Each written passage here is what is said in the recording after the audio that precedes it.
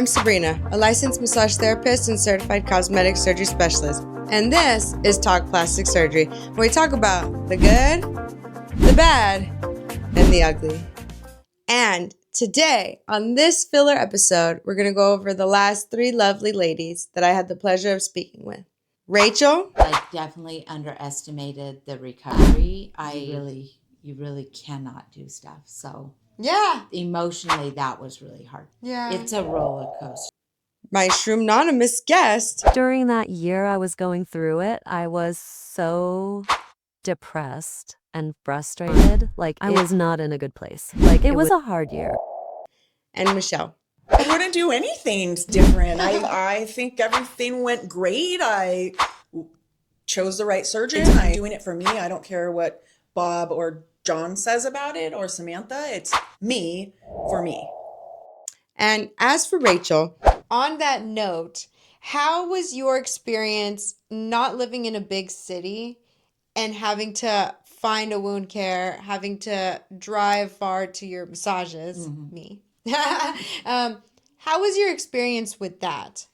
Well, we've lived out in the middle of nowhere for most of my life, well, pretty much since I was 4. So traveling isn't that hard for me, but you know, after having major surgery and having to drive in an hour and a half one way for like massages, at the beginning, I was very tired, like, and it kind of hurt, you know, to travel Yes. like that. But other than that, not bad. Like I said, I'm used to having to drive to the doctors and stuff like that, so it wasn't any different. But the expense of it was definitely something I didn't plan for. If I could tell anybody anything, like, don't just think that the expense ends after the minute you have surgery, because you know, plan for the massages, plan for if you have to go to wound care, you know, plan for even just the stuff that you have to buy to have at home, like extra fajas and extra wound care dressing and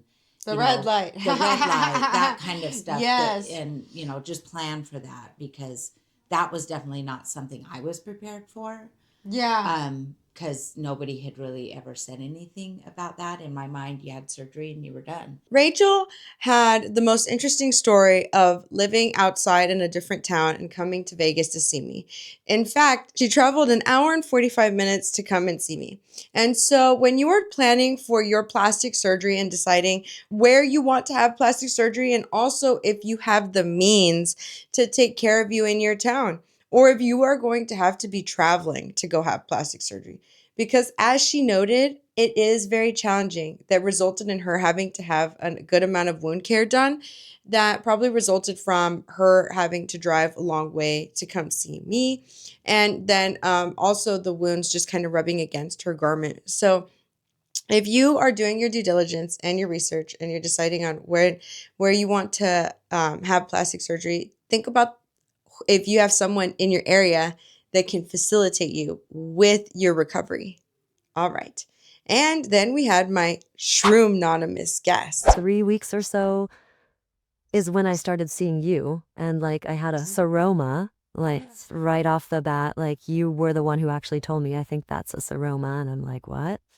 And so I went back to him for that, where it was drained weekly for weeks. And then it seemed to go away. So then that was kind of taken care of, I thought. And from there, I ended up, I think it was about 3 months later, I ended up, it was on the 4th of July, actually. I ended up having pain in my breast. We talk about how her seroma encapsulated. And in fact, what happens is that if a seroma is in your body for a good excessive amount of time, it can build scar tissue around that fluid. Once it builds scar tissue around that fluid, the only way to get it out is surgery. And with this patient, with this Shroom-nonymous guest, she is who I discovered that this in fact can happen to. And it is pretty ironic because when sneak peek, we have another guest who is coming on the show next segment. And this is in fact happening to her as we speak. The issue with her is that when she went to her doctor, even her nurses said that If you have a seroma and you would have a fever, you would have basically kind of like infectious symptoms. That is in fact not true. If you go back and rewatch Shroomnonymous, I think it was about December of that year. So now we're like, even further down the road. And I had gone back to weight training, which is something that I like to do. And I just started noticing swelling.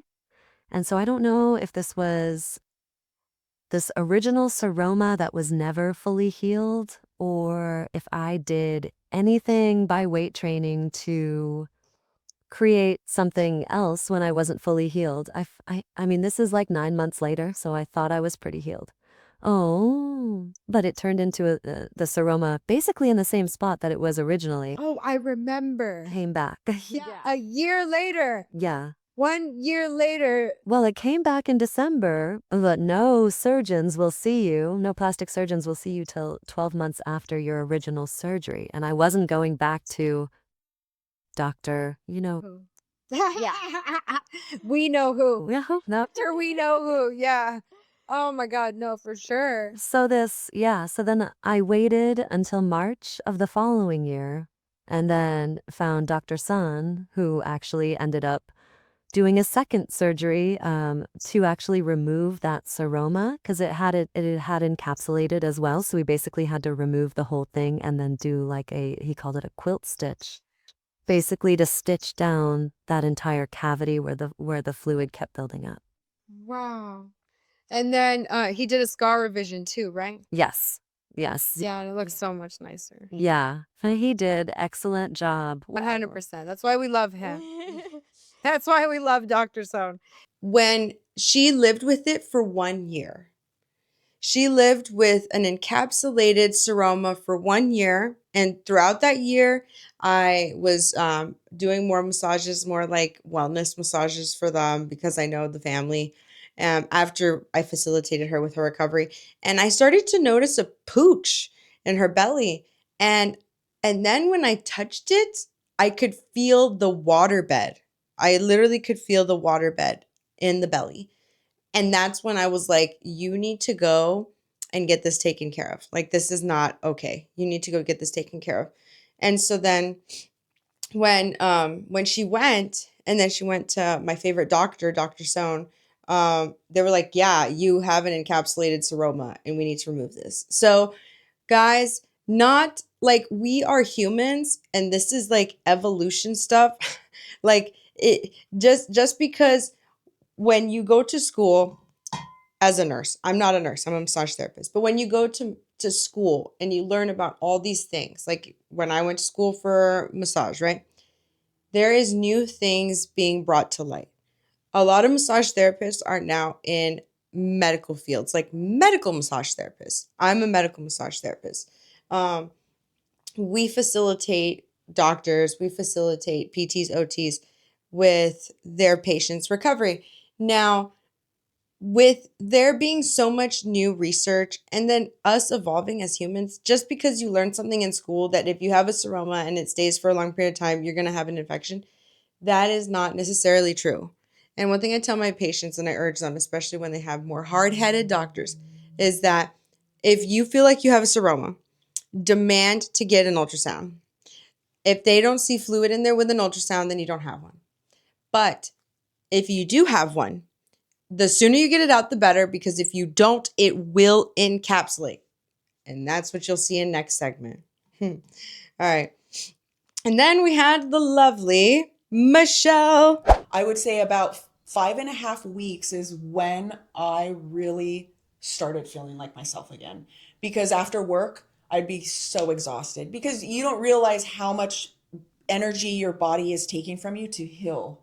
And it just zonked me. So I would be in bed by like 8 o'clock. And again, thank God I only work part-time because I'd be like, oh man, I don't want to go to work today, but I would. I would get up, but I'd say 5.5 weeks, I've started feeling like, okay, I'm not as tired when I get home from work. And yeah. And honestly, 100%, and this is proof in testimony, it's because we started massages on day 2. I believe so. Yeah, 100%. Because if you, like, I can't believe some people, that, and if you, especially if you're watching the show and you had surgery, that have come to me and they're 3 weeks and they're so swollen, they don't feel normal, or they come to me at 5 weeks and they're so swollen, they don't feel normal. They're like, oh my God, like they haven't had any massages. They're wearing the wrong compression garment. And look, at 5 weeks, starting to feel normal. Yeah. And no more hunchy. Yeah, 5.5 weeks is when I realized like, okay, I'm feeling so much better, because it just takes a lot out of you. It really Yes. does. And being a mom still, and still having to do mom things and cook dinners and grocery shopping and all that good stuff. Yeah.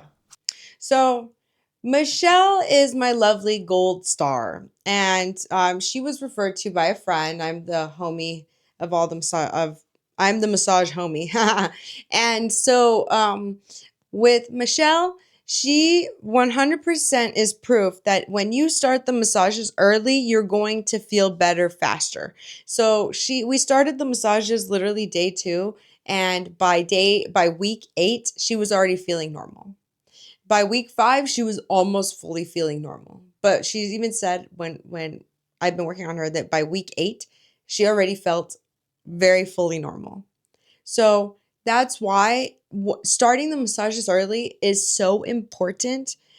Starting the proper massages early is absolutely important, because you can go get lymphatic massages, but if they're not the real, true, proper cosmetic surgery therapy that you actually need, then it can actually be more damaging than good.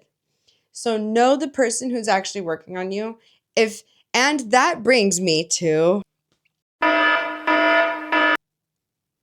Well, first, I'll tell you about the how they had people that were not trained massage therapists doing their lymphatic drain massage right after my surgery. So they were literally like pressing fluid out of my incisions in the office. These were, That's right. remember? Oh my God, that's right.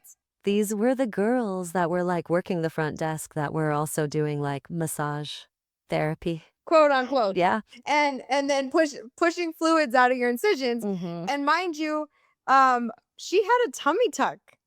Like and this is why, honestly, this is why you got a seroma. Yeah. Like every time I see patients that have fluid being pushed out of them, they always get seromas, and then they always get fibrosis too. So in the Shroom Anonymous episode, she went through incisional drainage. Although she had a tummy tuck, mini tuck, they were pushing fluids out of her incisions, and that 100% is what gave her a seroma on top of fibrosis. And I'll never forget when I first met her, the amount of fluid she had from the seroma, and then on top of the doctor not wanting to really drain all of it, at the proper time, that resulted in her having encapsulated seroma for 1 year. But also, she had so much fibrosis. So even if you go and get massages, you got to make sure that it's the proper massages. Because if it's not the proper massages, that can be even more damaging than getting a bad surgery, quote unquote. And then what could even be worse is if you go to a great surgeon, you get an excellent surgery, and I've seen this too, and I know the surgeon does a great job, but then you go and get the wrong massages and you just ruin everything. And this is a very expensive investment, as we watched in every single episode. If you do not take care of it, if you do not do your research, if you do not actually know the type of treatment you're supposed to be receiving after, you can do more damaging work than good. So without further ado, guys, thanks for watching this segment. Stay tuned for a very spicy segment that is coming up next week. And without further ado, like, share, subscribe, hit the push notifications for all things Talk Plastic Surgery. Bye!